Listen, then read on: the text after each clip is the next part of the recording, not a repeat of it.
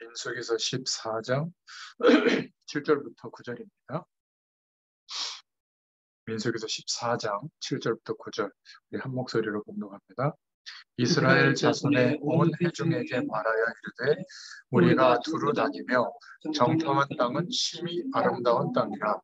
여호와께서 우리를 기뻐하시면 우리를 그 땅으로 인도하여 주시고 그 땅을 우리에게 주시리라. 이는 과연 젖과 꿀이 흐르는 땅이니라.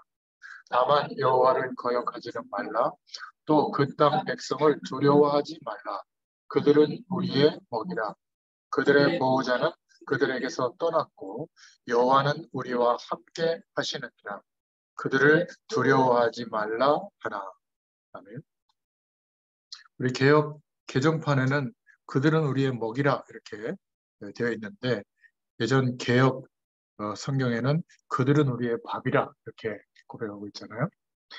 이 민수기 14장 7절부터 9절의 말씀처럼 가장 어려운 상황에서 하나님의 약속을 믿는 믿음을 고백하는 그런 믿음의 사람을 준비해라.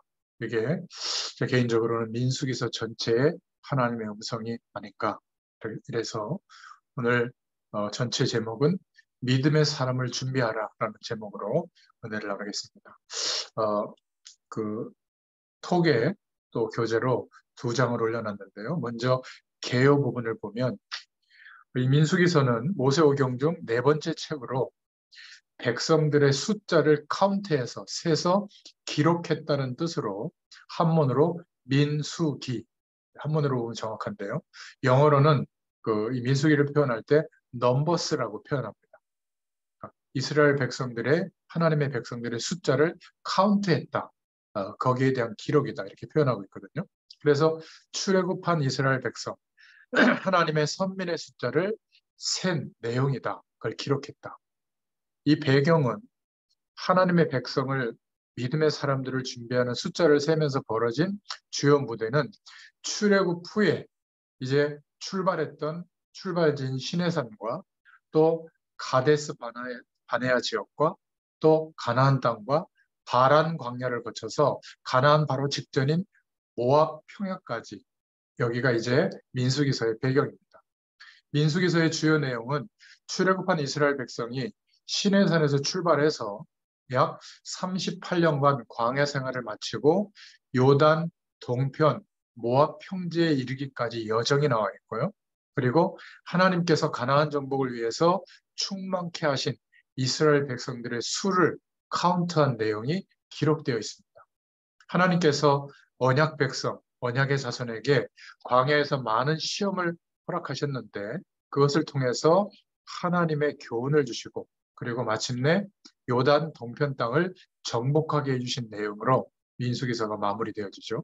그래서 구체적으로 내용을 보면 한 3등분을 할 수 있는데, 민수기서 1장부터 10장 보면 광야 생활의 준비에 대한 내용이 나와요. 시내산 광야에서 주신 말씀인데, 첫 번째 인구조사에 대해서 그 장으로 다 기록해 놨거든요. 그리고 진영들의 배열에 대해서 레위 지파의 인구조사, 또 레위 지파의 임무, 또 5장에는 의심의 소재에 대해서, 6장에는 나실인에 대해서, 아론의 축복기도에 대해서, 또 7장에는 족장들의 봉헌 예물에 대해서, 8장에는 레위일의 성별, 그리고 9장에는 불구동 구름 기둥으로 역사하시는 내용, 10장에는 은나팔에 대한 내용, 이렇게 광야 생활의 준비에 대한 내용이 10장까지 나오고요. 11장부터 21장까지는 광야의 시련을 통해서 이제 애굽에서 출생한, 바뀌지 않는 앞선 세대를 가지고는 안 되기 때문에 하나님이 광야에서 출생한 세대로 세대 교체를 하는 장면이 나와요. 이게 모압 평야까지 11장부터 21장까지 나옵니다.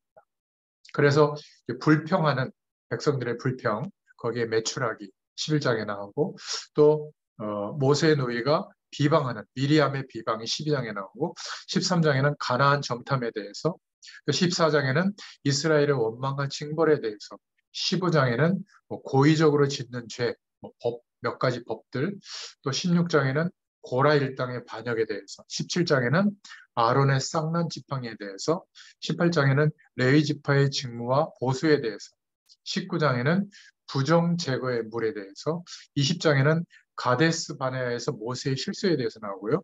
21장에는 불뱀 사건이 나옵니다. 이렇게 광야에 여러 가지 시련이 일어나는데 그 일을 통해서 하나님은 믿음의 사람을 준비시키시고 카운트를 하게 하는 장면이 나오죠.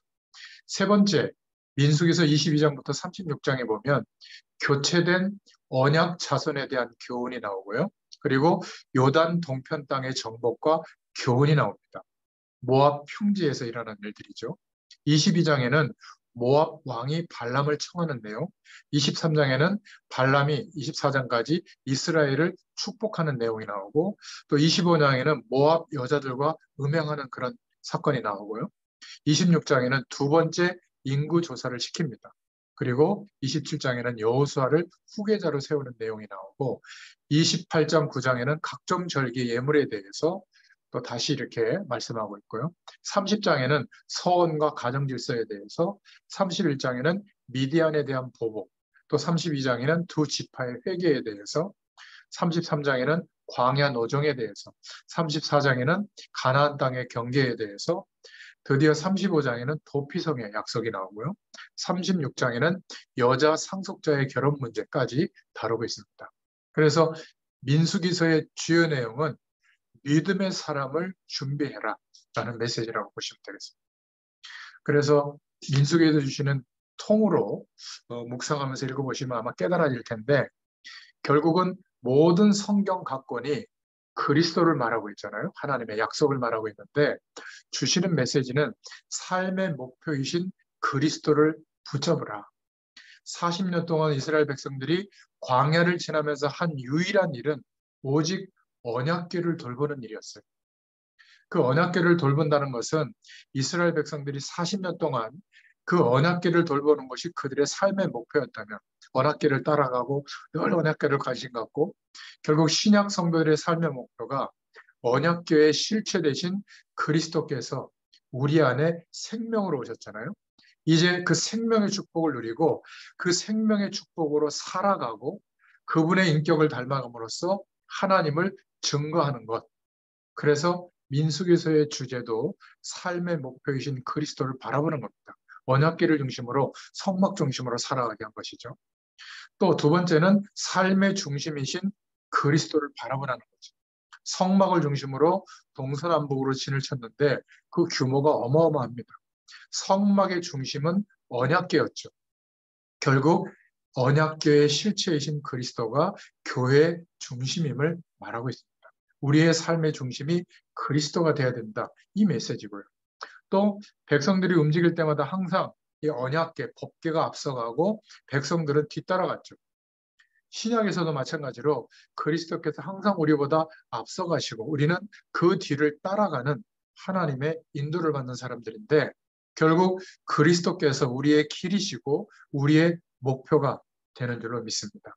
삶의 인도자이신 그리스도를 바라봐라. 이렇게 메시지가 다 연결이 되어지죠.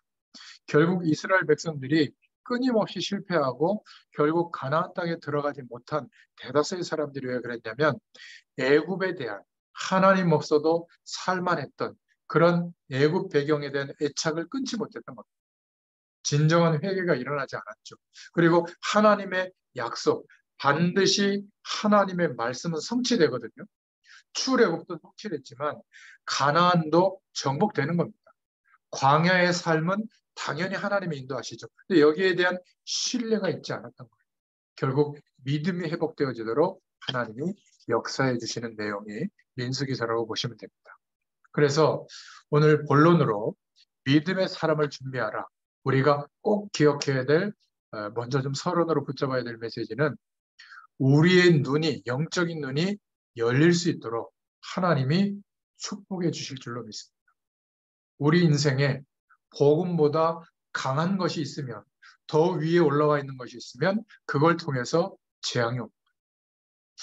제가 어제 주일 오후에 찬양 예배 때 말씀을 전하면서 제 고백을 잠깐 얘기했지만 거의 대다수의 교역자들, 말씀 사역자들이 좀 많은 복음을 누리는 시간이 조금 지나고 나서 범하는 실수가 뭐냐면 내 감정, 뭔가 이렇게 내가 힘들다고 생각하는 어떤 느낌, 또는 내가 경험한 게 전부가 아닌데 그것을 통해서 오는 어떤 내용들, 그런 편협한 내용을 가지고 막 상대방을 판단하고 어떨 때는 막 굉장히 막 이렇게 완전히 막 틀렸다고까지 막 하는, 그러면서 좀 인격적인 사람은 교묘하게 그렇게 말하고 인격이 무너진 사람들은 대놓고 얘기를 하죠. 막 사단의 자식이라고 그러고 예, 그러다가 국물도 없을 줄 알라고 막 그러고 그걸 이제 강단에서 친다고 하는데, 그러니까 제 자신도 젊을 줄 알았는데 한 55학년 6반 이렇게 되다 보니까 나도 모르게 복음의 기준보다 전에는 하나님의 말씀에 대해서 굉장히 중요하게 생각하고 고민하고 성령의 도우심을 기대하고 이랬는데 어느 날 너무 익숙해지다 보니까 내가 알고 있는 상식, 신앙생활에 대한 상식, 하나님의 말씀에 대한 상식, 이것으로 그냥 사역을 하고 있는 거예요. 어느 날 소스라치게 제가 놀란 적이 있거든요. 그리고 그런 뜻에 맞다 안 맞다를 가지고 막 판단까지 하고 있고요. 어떨 때는 저 사람은 안 돼. 막 이런 정도로만. 그래서 복음 앞에 설 때마다 꼭 하나님이 눈을 열어주시기를 기도하시길 바랍니다. 복음보다 강한 것이 있으면 그걸 통해서 재앙이 온다는 거예요. 그거를 광야의 삶을 통해서 보여주시는 겁니다. 복음을 얘기하는 것 같은데 계속 결과가 강조하는 게 방언이라면 문제가 오는 것이죠. 방언을 해도. 복음은 대충 얘기하고 너무 삶을 올바로 살아야 된다 강조하는 교회가 지금 한국 교회의 가장 문제거리죠. 교회 안에 삶의 문제가 터지는 교회가 그런 교회예요. 삶을 강조했던 교회. 삶을 강조하는 게 나쁜 것은 아니지만 복음 말고 자꾸 교권이나 교계의 어떤 중요한 일들이나 어떤 일에 대한 권한과 위치에 힘쓰던 그런 교회 목회자가 있는 교회는 그것 때문에 한국 교회에 큰 어려움이 오고 있죠. 이 눈이 열리도록 민수기서의 말씀을 저는 주셨다고 봅니다.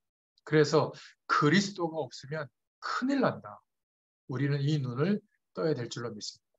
인간이 하는 일은 옳은 적이 없어요. 지금은 맞는데 나중에 보면 아니고요. 전에는 옳았는데 지금은 아닌 것이 우리 인간의 일입니다. 어떤 면에서 윤리도 지역마다, 민족마다 다 다르죠. 그죠? 그래서 복음을 놓치면 큰일 난다. 렘넌트 7명 중에 특히 요셉이 노예로 간 것이 축복이에요? 저주예요? 근데 우리는 우리에게 그런 일이 있으면 저주라고 생각하거든요. 이 눈이 열려야 됩니다. 근데 그대로 가면 비참하게 죽는 거죠. 요셉이 복음 안에서 애굽 복음화라고 하는 눈이 열리게 된 겁니다. 모세도 처음에는 이 눈이 안 열리니까 자기는 못 간다고 하죠. 그런데 출애굽기 4장 24절에 아들을 할례의식을 치르지 않아가지고 막 죽을 뻔한 겁니다. 하나님 막 죽이려고 하니까 그 얼굴은 좀 못생겼지만 그 안에 시부러가 내 남편은 피남편이다 해가지고 할례의식을 막 치르게 하고 막 언약을 회복시킵니다. 정신 차린 모세가 눈이 열렸죠. 지금 바로 왕을 만들어갈 수 있는 사람이 이스라엘 백성들 이 전체를 통해서 자기밖에 없다는 것을 알게 돼요. 그래서 지금까지 80년 동안 나를 애굽이라는 배경 속에 두셨구나. 나를 살려두신 인생의 이유가 이것이구나. 이게 확정이 되니까 지팡이 하나 의지하고 가는 겁니다. 희생제사에 대한 비밀을 말해주러 가는 거죠. 렘넌트 7명들이 전부 이 눈이 열린 줄로 믿습니다. 포로 시대에도 이 영적인 눈이 열린 사람들 때문에 어마어마한 전쟁을 일으키지 않았는데도 다시 예루살렘으로 회복되어졌죠. 어느 정도로요? 불 가운데 들어가면 건져주실 것인데 그리 아니하실지라도 우상의 제물에 손댈 수 없다. 우리는 에스더 같은 사람도 살든지 죽든지 죽으려면 죽어야 될 상황이라면 죽겠다. 그래서 하나님의 영광이 나타난다면 그렇게 하겠다. 이런 영적인 눈이 열린 것이죠. 초대교회도 유대 사회에서 추방될 만큼 이단 누명을 썼는데 그 마가다락방에 가면 죽어요.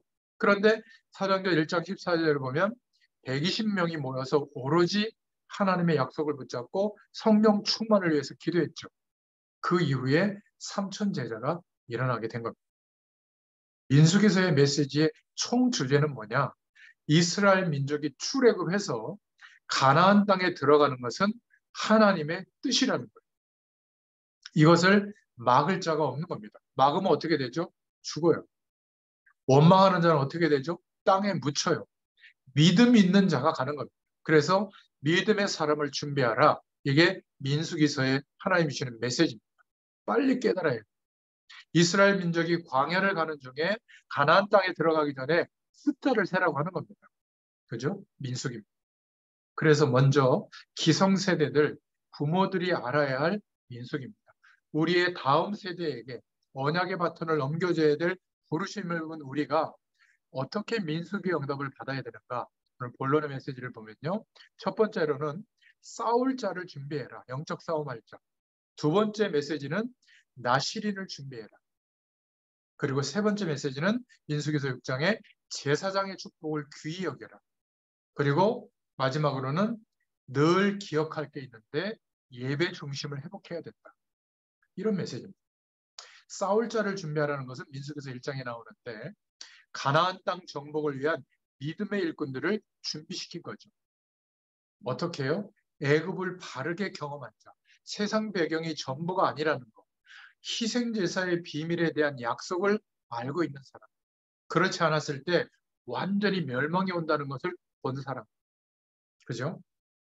그리고 각 지파에서 부름받은 자들로 군인들을 뽑아서 계수한 겁니다. 숫자를 카운트한 거죠. 12지파에서 뽑은 두령들, 민수기서 1장 16절에 나오고요. 각 지파에서 싸움 나갈 군인들을 편성하게 한 겁니다. 그런데 레위인은 계수하지 않았어요. 왜 그렇죠? 본격적으로 기도 배경이 있어야 되잖아요.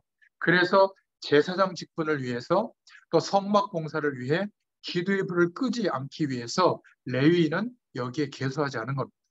하나님은 지금도 영적 싸움 할 자를 준비하라고 말씀하는 겁니다.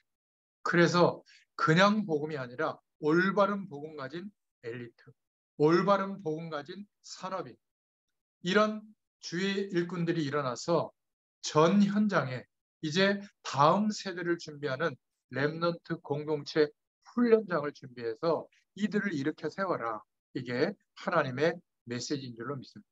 그래서 성전을 지키는 전도자, 교육자를 말하죠. 그리고 세상을 지키는 전도자, 평신도, 이런 일꾼들을 일으켜 세워라. 싸울 자를 준비하라. 이게 부모에게 먼저 1세대로 복음받은 우리에게 주신 메시지입니다. 구약 그대로 할 필요는 없지만 두 번째 부모들이 알아야 될 민수기가 뭐냐면 나시린을 준비하라는 겁니다. 나시린의 대표적인 인물은 사무엘, 삼손, 세례요한 같은 사람이거든요. 나시린이에요. 이 세 사람의 부모의 특징이 뭐냐면 아기를 못 낳다가 낳은 사람이에요. 부모들이 왜 아이가 필요한지, 또 자기의 인생을 통한 하나님의 계획이 뭔지 언약적 축복을 깨닫고 낳은 아이들을 다 나시린으로 기도했고 나시린으로 키운 겁니다. 그래서 나시린의 법이 뭐였냐면 민수기서 6장에 나오는데요. 독주를 멀리하게 하고 머리를 깎지 말게 하고 부정한 것 그걸 금하게 하고 번제를 드리게 하고 감사제를 드리게 하고 몸을 구분하여 완전히 드릴 것을 말씀했죠. 쉽게 말하면 세상 배경 속에 있는데 구별된 인물로 드리라는 겁니다. 지금 이 시대에도 하나님의 약속을 붙잡고 하늘 배경을 누리고 이 축복을 전달할 인생의 방향을 가진 복음 가진 나시린이 필요하다. 특히 산업 현장에는 거의 없다고 보십니다. 그래서 하나님이 오늘날 세상에 빠지지 않도록 세상을 초월하고 또 세상을 살리려면 규모도 갖춰야 되잖아요. 그러나 복음을 완전히 이해한 그리고 복음을 누리고 생명건 헌신을 할 수 있는 이런 일꾼을 만들어내라. 우리가 말씀 운동하는 이유고 후대들을 생각하면서 렘넌트 운동하는 목적이죠. 그래서 구약의 나시린과 신약은 좀 다릅니다. 이 나시린의 특징은 한마디로 말하면 굉장한 정치 지도자면서 영적인 비밀을 가진 사람이거든요. 그래서 우리가 혹시 주일학교에서 아이들을 가르친다면 목표를 가져야 돼요. 전 세계에 영적 싸움할 수 있는 일꾼을 키우는 것이다. 여러분도 산업 현장에서 인턴십 해주면서 한 시대를 짊어지고 나갈 나시린을 하나님이 보내시겠다고 약속했기 때문에 기도하면 돼요. 그 축복을 주실 겁니다. 전문적인 지도자가 되면서 전문인으로 키워지면서 영적 지도자의 역할을 감당할 나시린을 만들어라. 이게 시급한 우리의 과제입니다. 지금까지 전도 현장에 이런 사람들이 거의 나오지 않은 겁니다. 하도 나시린이 안 나오니까 하나님이 깨닫게 하시려고 그 당시에 하나님이 축복 안 하는 대표적인 증거가 아이를 못 낳는 것인데, 남자아이를 못 낳는 것인데 아이를 일부러 안 주신 거예요.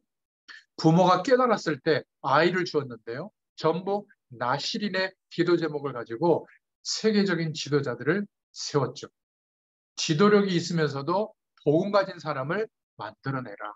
이런 일꾼에 대한 생각을 안 했잖아요. 민수기서가 말씀하고 있는 내용입니다.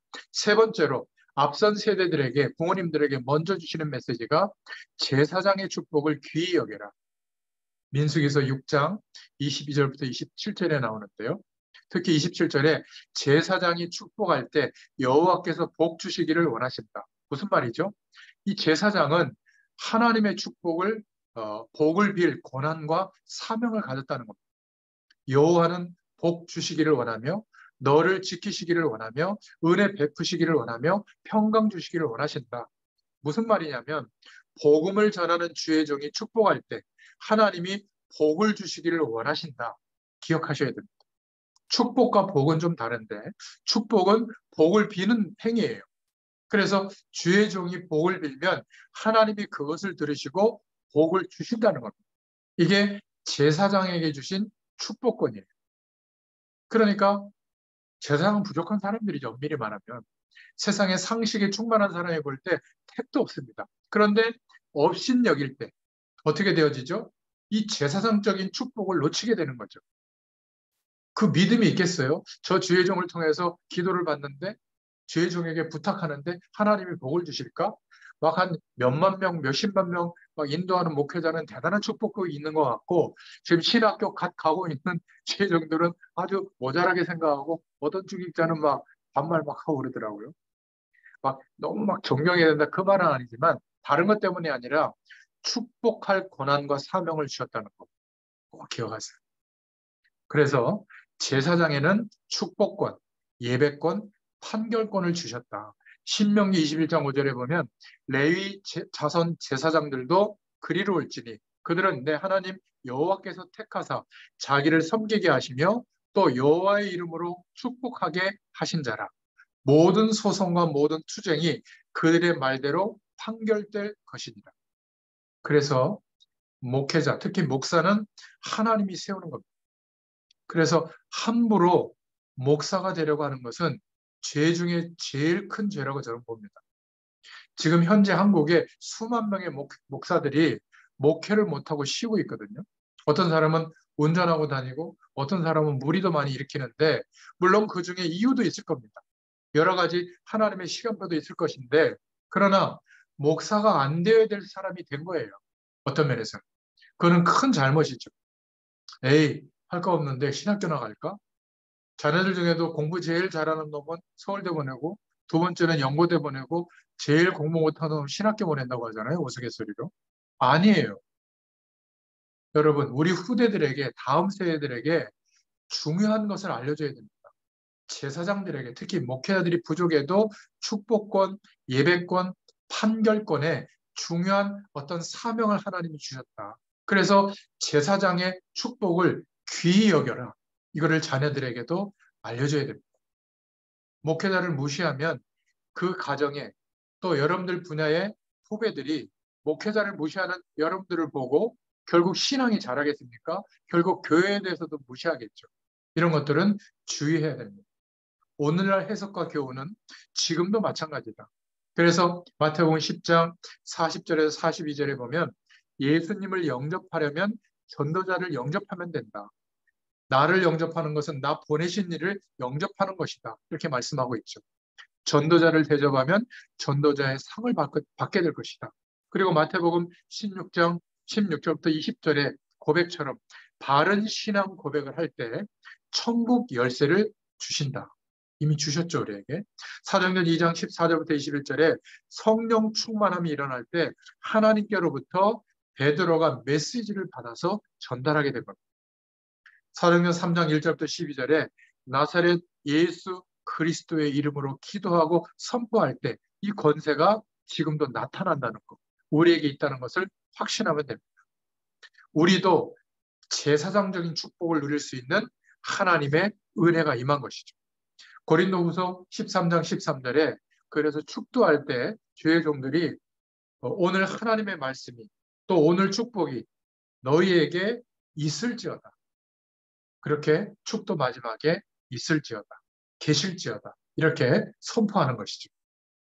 자, 네 번째로 앞선 세대, 부모 세대들이 늘 기억해야 될 것을 민수기서 8장에 말씀하고 있는데요. 등불을 밝히라는 것. 특히 민수기서 8장 3절에 아론은 등불 켜는 일을 잊지 마라. 너무 귀중하니까 등불을 켜는 그 등잔을 금으로 만들어라. 말씀에 명하는 대로 해야 된다.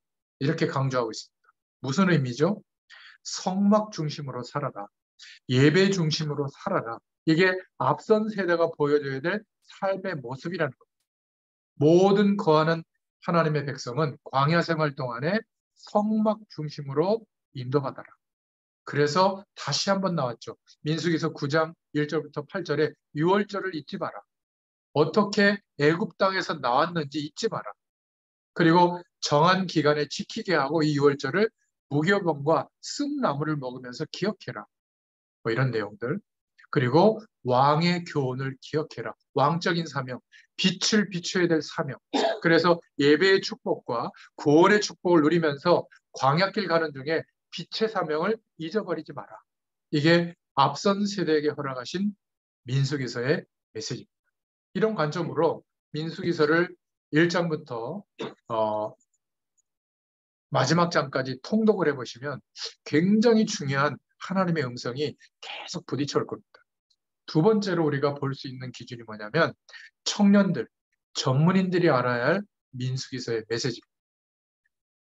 네 가지 메시지로 붙잡을 수 있는데 위기 시대를 이긴 믿음의 사람을 키워라.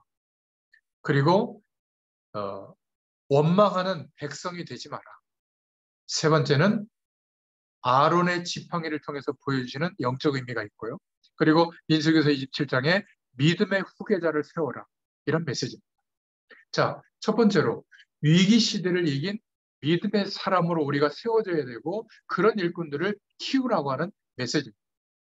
청년 전문인들이 이 언약을 가지고 있다면 절대 망할 수가 없어요. 그냥 신앙생활하기에 급한 것이 아니라 위기의 시대가 왔을 때 이길 수 있는 믿음을 가져라. 그 말이죠. 그런데 앞선 세대, 애굽 배경에서 출애굽은 했지만 이 기성세대가 광야길 가면서 깨닫지 못한 이유가 뭐죠? 애굽 사상 때문에. 하나님 없어도 그래도 편안함을 줬던 그 느낌, 경험, 그 기준, 그리고 노예 근성이 사람 바라보고 돈 바라보고 세상 배경을 바라봤던 광야에서 늘 없다 보니까 하나님이나 주시는데도 늘 육신에 머물다 보니까 궁핍하다고 생각하거든요. 그러니까 항상 누구의 도움이 없나 이런 거를 자꾸 생각하는 거예요. 그러니까 다가오는 거는 불신앙이죠.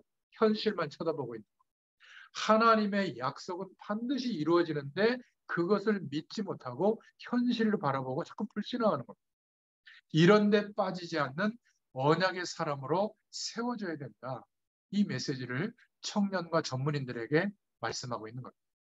가장 중요한 시기에 불신앙하는 사람들이 언제든지 있어요. 여기에 빠지지 마라.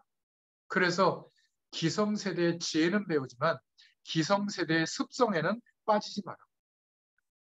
암보다 더 무서운 게 불신앙하는 병이거든요. 언제든지 위기 때마다 중요한 때 이 불신앙이 터져나와요. 민수기서 12장 4절부터 9절에 보면 벌받은 미리암, 모세 누나에 대해서 나오는데 무슨 잘못을 했을까 보면 모세가 부인도 있는데 어느 날 이방 여인하고 결혼하는 거예요. 이걸 비난한 겁니다. 옳은 말이에요? 틀린 말이에요? 옳은 말이에요. 아니 멀쩡한 부인이 있는데 왜 또 이방 여자하고 너 그렇게 말이야 결혼했냐? 이건 문제 있는 거 아니냐? 그런데 하나님이 미리암에게 중동 지역에서 가장 심각한 질병인 문둥병의 재앙을 내린 겁니다. 왜 그랬을까요? 왜 하나님이 미리암에게 진노했을까요? 그것은 하나님의 역사를 이루는 것에 지장되는 일을 했기 때문입니다. 말은 맞는데 모세가 해야 되는 일과 이스라엘 민족 앞에 엄청 시험 드는 일을 한 겁니다. 쉽게 말하면 옳은 말을 가지고 복음을 막는 역할을 한 거예요. 여러분 이거 이해할 수 있겠습니까? 진짜 좋은 얘기를 한 거예요. 옳은 걸 지적한 건데 결과적으로는 하나님의 약속이 이루어지는데 그렇지 않게 된다라고 하는 그런 가능성을 제공한 거예요. 복음 막는 역할을 했죠. 여러분, 기도 응답을 진짜 받고 못 받고에는 범죄 행위와 관계없이 오는 응답이 있고 안 오는 응답이 있습니다. 여러분이 별스러운 걸 안 해도 교회가 전도자들이 복음 증거되도록 심부름하잖아요. 축복받습니다. 그러나 어마어마한 일을 다 해도 결과적으로 복음 막는 역할을 하면 여러분은 죽어요. 하나님은. 전도 열심히 못해도 됩니다. 안 되는 거 억지로 할 필요가 사실은 없어요. 복음 운동이 일어나도록 준비하는 심부름을 해라. 그 자체가 벌써 응답이 시작된다. 이게 민수기서의 메시지입니다. 그래서 가장 중요한 시기에 가데스 바네아에서 10명의 정탐꾼이 보고한 내용이 나오죠. 민수기 13장에 나옵니다. 뭐라고 말하죠? 정확한 말. 우리보다 강하다. 그 땅의 거민은. 성읍도 너무 견고하다. 가나안 거기 백성은 신장이 막 장대하다. 13장에 보면 말이죠. 네피림의 후손 아낙 자손의 대장부를 보았다. 우리는 큰일 났다. 죽었다. 보고를 들은 이스라엘 백성들이 어떤 태도를 보였죠? 밤새 통곡한 겁니다. 민수기 14장 1절. 그리고 지도자인 모세와 아론을 원망했죠. 결론이 뭐예요? 애굽으로 돌아가자고 하는 겁니다. 언제든지 불신앙은 가만히 있다가 중요한 때 딱 걸려들게 만들어요. 결혼할 때, 직장 생활할 때, 중요한 결정을 할 때 이때 불신앙이 사로잡아서 문제가 오는 겁니다. 그래서 기성세대를 보고 지혜는 배우지만 습성에 빠지지 마라. 불신앙이 언제든지 중요한 때 나오는 겁니다. 언제든지 일생에 아주 중요한 때 문제가 그때 덮치는 거죠. 그런데 믿음의 사람 여호수아와 갈렙의 고백이 나오죠. 민수기서에. 14장 6절에 옷을 찢으면서 백성들에게 말했다. 회개했다는 말이거든요. 가나안 땅은 여호와께서 우리 이스라엘에게 주신 땅이다. 14장 8절에. 하나님의 말씀의 약속이라는 거죠. 여호와를 거역하지 마라. 두려워하지 마라. 그들은 우리의 뭐라고요? 밥이다. 예전 성경에. 여호와는 그들을 떠났고 우리와 함께 계시고 있다. 이런 믿음의 고백을 하고 막 다 떨 때 애굽으로 돌아가자고 하는 그때 이스라엘을 위기에서 건져냈습니다. 차이점이 뭐죠? 10명의 정탐꾼은 틀린 말을 한 게 아니라 옳은 말을 했습니다. 언제든지 우리의 삶에서도 교회 안에서도 보면 불신앙에 사로잡힌 사람들이 틀린 말을 하는 게 별로 없어요. 오히려 2명이 틀린 말을 했죠. 성이 크고 키도 크고 야, 우리 가면 큰일 난다? 이게 맞는 말이죠. 그런데 두 사람이 하는 말이 안 맞는 말을 한 겁니다. 그래도 그들은 우리의 밥이다. 언제든지 불신앙자의 말이 세상 기준에 보면 맞아요. 언제나 교회 안에서 말썽 피우는 사람들의 말이 맞아요. 그런데 이 사람들은 하나님의 언약 없이 본 거죠. 사실만 본 겁니다. 여호수아와 갈렙은 사실도 보지만 언약을 붙잡고 그 사실을 본 거예요. 하나님이 들어가게 한다고 약속하지 않았느냐? 틀림없다. 저들은 대단한 게 맞는데 우리의 밥밖에 안 된다. 그러니까 무섭잖아요. 언약 빼고 보니까. 그래서 내린 결론이 돌아가자는 거예요. 또 어리석게도 이 말을 듣고 밤새 통곡하고 모세를 원망하는 거예요. 기억해야 돼요. 언제든지 교회 안에 재직해 목회자조차도 불신앙의 말이 옳게 여기도록 그런 논리적인 보고나 내용을 들을 때가 있어요. 저는 감사하게도 우리 교회는요. 너무나 상식적으로 안 맞는 선택을 저희 교회 목사님이 할 때가 꽤 많아요. 저도 어떤 때는 이해가 안 될 때가 있어요. 근데 시간이 지나가 보면 하나님께 영광이 되는 결정이에요. 아니, 생각해 보세요. 교육자들 사례비가 4달씩 안 나오는데 미안한 마음을 가져야 될 거 아니에요? 교회든 목사님이든. 요만큼도 안 가졌어요. 그리고 저희들 모아놓고 뭐라고 얘기한 줄 아세요? 하나님이 안 주신다. 만나 먹을 기회 같다. 나부터 우리 같이 만나 먹자. 쌀 못 팔아준다. 근데 하나님이 먹이고 입힐 거다. 나를 그렇게 하셨듯이. 요거 한번 요번에 도전해봐라. 그때 저희 교육자들이 믿음이 커졌어요. 그리고 정말 하나님이 하시는 게 맞구나. 한 명도 못 먹어서 죽은 사람도 없고 오히려 살이 더 찐 것 같아요. 그때. 가보니까 성읍이 크고 견고하고 군인들이 지키는데 네피림 시대에 막 어마어마한 장수들이 우리가 어떻게 하느냐. 그런데 가보니까 젖과 꿀이 흐르는 게 맞네? 저들은 우리의 밥이다. 빨리 가자. 이게 잘못 본 거 아니에요? 현실적으로 볼 때. 누구 말이 맞습니까? 그런데 참 감사하게도 그렇게 나이가 많이 들었는데 이 모세가 8명의 이 정탐꾼의 보고가 사실적인데도 여호수아와 갈렙의 말을 선택한 거예요. 참 선택을 잘했죠. 우리가 이런 선택을 할 수 있기를 축원드립니다. 언약, 그리스도, 복음을 빼버리면 세상이 바로 보이지 않는 거예요. 그래서 모든 결정이 틀리게 보는 겁니다. 주로 어디에 많이 있죠? 산업 현장. 그렇지 않습니까? 이 눈이 열려야 돼요. 바로 사실적으로 본 것 자체가 언약을 빼고 그걸 보면 문제가 되는 겁니다. 성공이 올 줄 알았는데 그것 때문에 막 심각한 어려움이 오죠. 그래서 여호와께서는 믿음의 사람에게 응답하십니다. 저와 여러분의 감각이 조금 언약을 믿지 못하는 그런 상태라면 틀림없이 언젠가는 불신앙이 덮칩니다. 이게 아무것도 아닌 것 같아도 말씀을 신뢰하는 것보다 다른 것을 더 인정하는 이 기준이 쌓이고 쌓이고 쌓이면 저와 여러분의 잠재의식, 사상, 영혼까지 파고들거든요. 심각한 거예요. 말씀이 홍수처럼 쏟아지는데도 믿음을 선택을 못하는 거예요. 불신앙도 반드시 응답이 오거든요. 믿음을 가지고 있는 사람, 언약 속에 깊이 있는 사람, 반드시 하나님의 응답이 오게 되어 있습니다. 저는 어느 날 이 믿음이 회복되게 해주셨어요. 하나님의 약속은 반드시 이루어지는구나. 이걸 제가 믿게 된 거예요. 그러니까 분주하거나 뭐 언제쯤 그렇게 될까? 그걸 생각하지 않고 오늘 그 응답 속에서 오늘을 응답받기 시작하게 된 거예요. 여러분에게도 그 은혜가 있기를 축원드립니다. 내가 그들 중에 모든 이적을 행한 것도 생각하지 아니하고 민수기서 14장 11절에 어느 때까지 나를 믿지 않겠느냐. 내가 전염병으로 그들을 쳐서 멸하고 너로 그들보다 크고 강한 나라를 이루게 하리라. 14장 12절.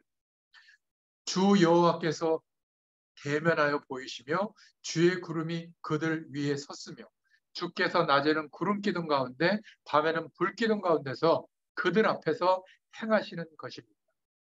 14장 14절에 이 축복이 보이게 될 줄로 믿습니다. 하나님의 언약이 우리에게 있어야 될 줄로 믿습니다. 청년, 전문인들에게 산업 현장에 주시는 메시지요. 두 번째, 민수기서 16장에 원망하는 백성이 되지 마라.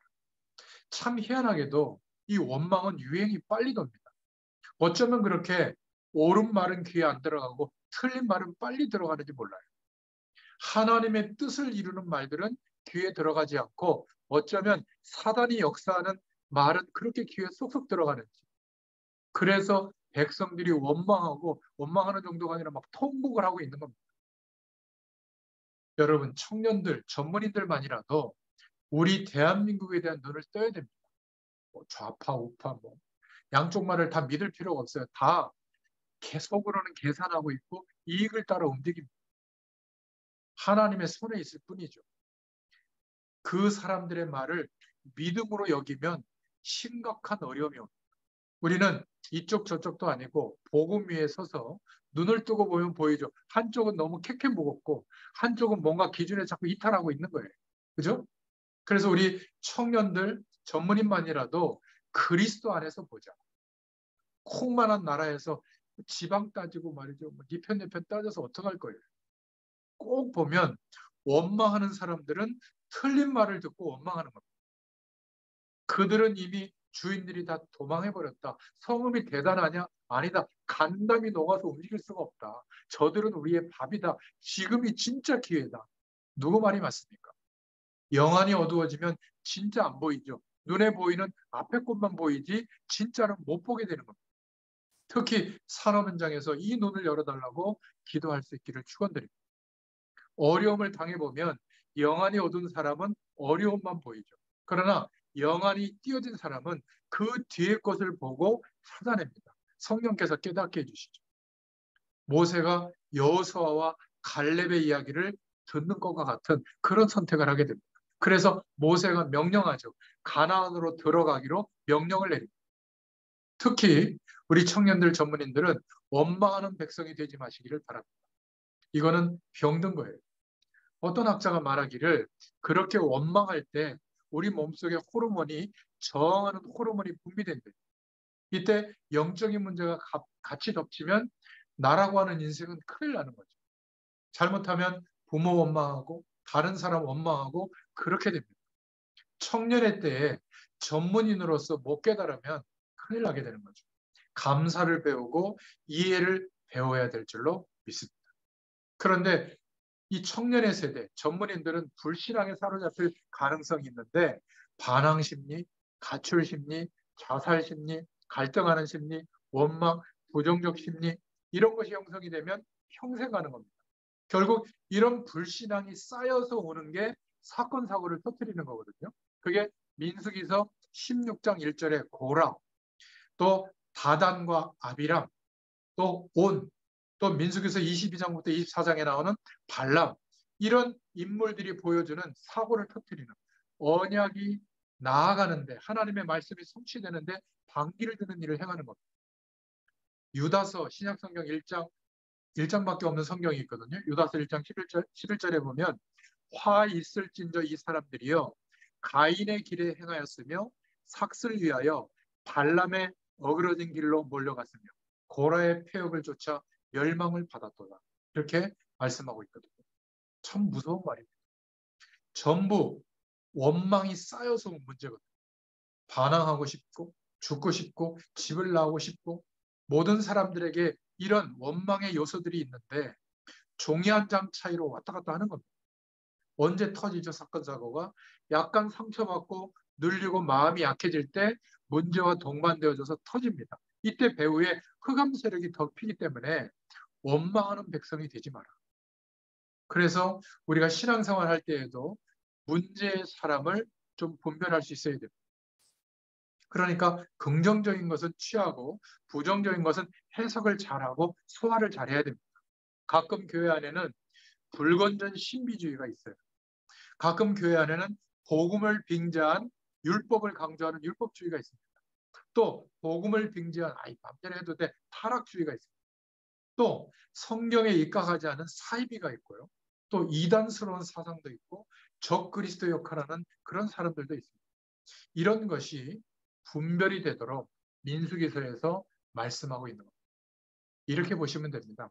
교인들은 다 나보다 낫다. 그리고 나는 하나님의 은혜가 필요하다. 저들에게도 하나님의 은혜가 필요할 줄로 믿습니다. 이래 버리면 돼요. 그러나 덮어버리면 안 됩니다. 정확하게 볼 거는 보되 분별할 수 있어야 될 줄로 믿습니다. 세 번째, 우리 청년과 전문인들에게 주신 메시지가 아론의 지팡이라는 메시지입니다. 민수기서 17장의 메시지인데요. 여기에 나오는 장면이 뭐냐면 아론의 지팡이라면 잘 이해를 못하는데 이스라엘 민족이 또 원망이 일어나는 겁니다. 사실 아론, 대제사장 아론의 말을 인정하지 않는 거거든요. 그래서 하나님이 모든 지파 사람들에게는 막대기, 그 지파를 상징하는 막대기가 있거든요. 그 지팡이를 쫙 늘어뜨려 놓으라고 합니다. 그런데 거기에 아론의 지팡이에서만 싹이 난 거예요. 뭘 말하죠? 아론이 대제사장인데 그 대제사장의 선포되는 말씀을 들으나 그 말이 아니라 똑같이 죽은 나무지만 하나님의 말씀이 임하는 곳에는 생명이 일어난다 그 말이에요. 그러니까 목회자에게 순종해야 된다 이렇게 해석할 수도 있어요. 율법적으로 보면. 근데 그 말이 아니라 하나님의 말씀이 있는 곳에 생명이 일어난다. 이스라엘 민족들은 언약을 따라가라. 대제사장을 통하여 선포되는 그 언약을 따라가라. 잘못 깨달아 버리면 아론을 따라가라고 보이는데 아니. 예전에 목사 안수를 받기 전에 제가 그 교단에서 이렇게 심사를 받는데 뭐라고 얘기하냐면 네, 부교육자로 있을 땐가 그런데 만약 교회에 문제가 생기면 하나님의 말씀을 따라갈 거야? 아니면 담임 목사님을 따라갈 거야? 이렇게 질문합니다. 그때 정답은 담임 목사님을 따라갑니다. 이래야 돼요. 저는 하나님의 말씀을 따라가겠습니다. 그러면 그래? 하고 떨어뜨리고 사실은 하나님의 말씀을 따라가야 되잖아요. 이렇게 고약한 질문들을 몇 개를 해요. 아주 결정적 순간에. 저와 여러분들은 언약을 따라가시길 바랍니다. 예수 그리스도의 약속. 그죠? 아론의 쌍난 지팡이라는 메시지가 그 내용이에요. 그래서 이 아론의 쌍난 지팡이는 능력의 지팡이로 언약궤 안에 넣게 한 겁니다. 그래서 언약궤가 가는 곳마다 하나님의 역사가 일어났다. 무슨 의미죠? 하나님의 말씀이 있는 곳에 생명의 축복이 일어난다. 이 약속을 기억하라는 거예요. 그런데 하나님의 능력을 믿지 않는 사람들, 출애굽기 5장에 출애굽의 기적을 보고도 안 믿고요. 출애굽기 14장에 홍해의 기적을 보고도 안 믿고 광야의 수많은 기적을 보고도 가나안 땅을 보고도 민수기서 14장에 안 믿는 거예요. 불평불만하는 겁니다. 그래서 하나님이 아론의 지팡이에만 싹이 나게 한 거예요. 이스라엘 지파들이 아론 지파를 무시했다는 말도 되거든요. 쉽게 말하면 예배에 대해서 무시했다는 거거든요. 그래서 하나님이 이스라엘 민족들이 하나님의 말씀을 사람이 전하니까 사람의 말로 받는 것에 대해서 바꿔주시는데요. 여러분들도 주의 종이 사람이기 때문에 사람의 말로 볼 때가 있거든요. 경계해야 됩니다. 그 속에 성령의 감동하심을 입는 하나님의 음성을 들을 수 있기를 축원드립니다. 아론의 쌍난 지팡이는 무엇을 의미하죠? 예배의 가치를 회복해라. 말씀의 가치를 회복해라. 주의 백성과 주의 종의 가치를 회복해라. 그 말이에요. 강단에서 말씀을 전하는 사람은 사람이지만 그 사람이 전하는 말씀은 하나님의 말씀이기 때문에 중요하게 생각해야 됩니다. 그래서 민수기서 17장 4절부터 10절에 언약궤 안에 표징이 하나로 삼았죠. 율법을 새긴 돌비를 언약궤 안에 넣었고 만나 담은 항아리를 넣었고 아론의 쌍난 지팡이도 언약궤 안에 넣었습니다. 여호수아서 3장 1절부터 13절에 보면 요단강을 건널 때 그래서 언약궤를 따라갔고요. 여호수아서 6장에 보면 여리고성을 무너뜨릴 때 언약궤의 앞뒤로 행진했고 언약궤를 빼앗아서 온 그 블레셋이 언약궤를 놓은 곳마다 어마어마한 재앙이 임하죠. 사무엘상 4장에 보면요. 결국 언약궤를 모신 성전 준비에 대한 감사가 역대상 29장 10절부터 14절에 나옵니다. 그래서 마른 막대기도 하나님은 역사할 수 있다. 이 말은 무슨 말이죠? 막 이런 컵에도 하나님이 역사할 수 있다. 이렇게 신비주의의 어떤 내용의 도구가 아니라 하나님의 말씀이 임하는 곳에 생명의 축복이 역사한다. 그거예요. 근데 이거를 놓치면 자꾸 막 목사님만 옷자락만 만져도 내 병이 낫고 우리 목사님만 능력의 말씀을 전해주고 이렇게 이상한 신비주의로 가면 굉장히 경계해야 됩니다. 그 말이 아니죠. 그죠? 사람이 전하지만 그 전하는 그 말씀은 하나님의 말씀이기 때문에 신뢰해야 된다. 그때 생명의 역사가 일어납니다. 청년의 때에 전문인의 현장에 원망하는 백성이 되지 마라. 저와 여러분은 위기 시대를 이길 만한 믿음을 가질 수 있기를 축원드립니다. 마지막 네 번째 청년과 전문인들에게 산업 현장에 주시는 메시지가 믿음의 후계자를 세워라. 이 메시지. 특히 전문인들과 청년들에게 필요한 단어죠. 한 시대를 위한 믿음의 후계자가 되고 저와 여러분들을 통해서 이 믿음의 후계자를 세워라. 하나님이 남겨두신 믿음의 후계자는 모든 하나님의 응답의 핵입니다. 렘넌트이면서 믿음을 이은 후계자들이 성경의 핵이죠. 하나님의 말씀은 이것 때문에 모든 축복으로 역사했다고 볼 수 있습니다. 사무엘을 통해서 역사했고요. 다윗을 통해서 역사했고 엘리야를 통해서 역사했고 바울, 디모데를 통해서 역사한 겁니다.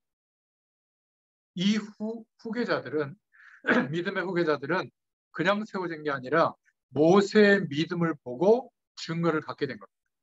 민수기서 14장에 가나안 정탐에 대한 믿음의 보고를 할 수 있었던 거죠. 그리고 요단강을 건너고 여리고 성을 무너뜨리면서 이스라엘 백성들을 이끌었습니다.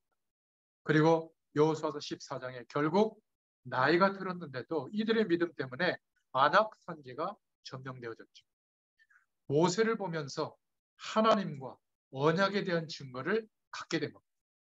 이래서 우리가 설교자가 중요하고, 이래서 주일학교 교사가 중요하고, 이래서 현장에 말씀 심부름하는 사역자가 중요한 겁니다. 무엇을 가지고 있어야죠? 언약의 증거, 복음의 증거, 믿음의 증거를 가지고 큰 위기의 시대를 극복하도록 우리를 인도해 주신 줄로 믿습니다.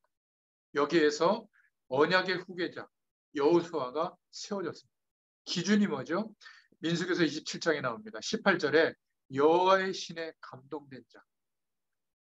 27장 19절에 모든 말씀을 알고 위탁받은 사명자다.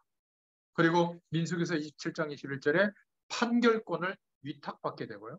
민수기서 27장 23절에 회중 앞에 안수를 받게 됩니다. 정말 믿음의 사람 여호수아, 이 믿음과 이 복음운동, 전도운동을 이어나갈 후계자들, 이들을 세울 수 있는 렘넌트 훈련장, 공동체 훈련장, 우리 분야에 하나님이 준비하실 문화센터, 미래를 위한 사람들을 세울 수 있도록 먼저 우리에게 이 광야의 응답을 허락해 주시는 줄을 믿습니다. 믿음의 사람들을 카운트해라. 이 사람들을 세워라. 지금 아무 능력이 없어도 괜찮다. 이 어마어마한 복음의 비밀을 이어나갈 후계자들로 저와 여러분들을 부르신 줄로 믿습니다. 다시 한번 결론적으로 말씀을 정리하자면 택한 백성이다. 저와 여러분. 그리고 택한 백성이 전 세계 현장에 감춰져 있고 기다리고 있다. 그래서 우리가 복음을 듣는 정도가 아니라 이제는 복음을 제대로 봐야 된다. 지금 창세기, 출애굽기, 레위기, 민수기 계속 강조하는 내용이에요. 그래서 가나안 들어가기 전에 광야에서 이것을 계속 말하고 있는 겁니다. 애굽 땅에서 노예되었던 거기에서 양의 피 바르던 날 해방되었다. 여기에 대한 실질적인 것을 봐야 된다. 다 죽는다고 했는데 하나님이 이들을 꺼내서 넘어서게 했죠. 피의 언약, 절기의 축복들. 그리고 광야에서 아무것도 없는데 날마다 기적을 누리게 한 겁니다. 지금 세계교회가 이 언약적 축복에 대한 맛을 못 봐서 세계는 계속 재앙이 덮치고 있는 겁니다. 주의해야 될 것은 성경 공부로 끝나는 신앙, 형식적인 신학이 되지 않도록 기도하시기 바랍니다. 그러면 문제가 오고 난 이후에 질병이나 무너진 후에 깨닫게 되는데 그때는 너무 늦어요. 하나님의 말씀을 통해서 우리의 산업 현장을 통해서 하나님의 음성을 듣고 보고 체험해야 될 줄로 믿습니다. 세상은 전부 어떤 기준이죠? 전부 적극적 사고방식, 열심히 하면 된다. 이 흐름 속에서 나온 것들을 추정하고 있는 겁니다. 열심히 하지 말라. 다 포기해라. 이게 불교 이론이거든요. 네피림 이론은 더 심각하죠. 네가 바로 중심이다. 성경 말씀을 뭐를 말하고 있습니까? 우리는 안 된다는 거예요. 하나님의 약속으로만 가능한. 이제 하나님의 영적인 축복이 우리에게 임할 때 가능해집니다. 전도는 오늘 이 시간에 예정해 놓으신 하나님의 사람이 있는데 이 사람을 만나는 것이 바로 전도인 줄로 믿습니다. 그러니까 어제까지는 아닌데 오늘 담에색에서 사도 바울이 되는 거예요. 참 신기하지 않습니까? 우리도 마찬가지고 우리가 기도하고 있는 사람들도 마찬가지예요. 어제까지는 전혀 아니에요. 근데 오늘 하나님의 예정이 이루어지는 시간인 거예요. 그것을 보게 되는 것이 전도의 축복을 누리는 겁니다. 기억하시기 바랍니다. 낙심할 것도 아니고 흥분할 것도 아니죠. 그래서 민수기서의 메시지는 뭡니까? 두 번째로 결론이 정탐해라. 분석하라는 거예요. 가나안 땅 들어갈 것을 계속 약속을 믿고 정탐하고 분석하게 했죠. 분할하고 지파를 나누고 새롭게 출생한 사람들로 하여금 카운트를 다시 하고 마지막 시간에 이제 현장에 들어가게 됩니다. 이 눈을 뜬 사람들은 하나님이 세 가지를 보여주시죠. 예비된 하나님의 사람과 제자의 문을 열어주십니다. 지금도 너무 많아요. 현장 속에 보면 다 있어요. 황금어장이 보이고 사각지대가 보이게 될 줄로 믿습니다. 그래서 세 번째로 영안을 떠라. 어떤 영안이요? 지금 이스라엘 민족이 광야를 건너서 가나안 입구에 와 있다는 소문이 전 세계에 퍼진 겁니다. 특히 가나안 땅에. 벌벌 떨고 있는데 거꾸로 보면 안 되죠. 겉모습만 보고. 저와 여러분의 헌신과 사역이 아주 작은 것처럼 보여도 나중에는 전 세계에 다 퍼집니다. 이 영적인 영향력이 퍼지게 되어 있는 줄로 믿습니다. 산업 현장이 아직도 거대해 보인다면 바꾸시기 바랍니다. 지금 이미 그 현장을 사로잡고 있던 흑암 세력은 다 깨져버렸다. 그 현장의 영적 세력들이 감담이 녹아버렸다. 실제로 건물들이 있고 산업구조가 있지만 그들의 보호자는 떠났다. 지도자 조직이 다 무너졌다. 이게 보여야 될 줄로 믿습니다. 그래서 우리가 약속을 붙잡고 노력해야 돼요. 약속을 붙잡고 최선을 다해야 돼요. 왜? 하나님의 약속이 이루어질 게 맞으니까. 그게 안 믿어진다면 노력해야 될 이유가 없는 거지만 맞다면 도전해야 돼요. 그래서 네 번째, 믿음과 불신앙을 말씀하고 있는 겁니다. 이상하게도 믿음의 신앙인보다 불신앙의 신앙인이 너무나 많아요. 그들은 큰 성읍에 거인의 성곽에 둘러싸여 있어서 우리는 못 들어간다. 그들은 무장돼 있고 우리는 나그네다. 12명 보낸 정탐꾼 중에 10명이 이렇게 말한다면 전체라고 할 수 있는 숫자죠. 이러니까 백성들이 전부 불신앙에 휩싸이게 되는 겁니다. 그런데 오늘 여호수아와 갈렙은 이미 그들은 소문을 듣고 다 도망갔다. 그들은 우리의 밥이다. 우리는 가면됐다. 이게 지금 말씀을 들어서 우리가 알게 되지만 우리 현실 속에서도 이 언약이 보여야 될 줄로 믿습니다.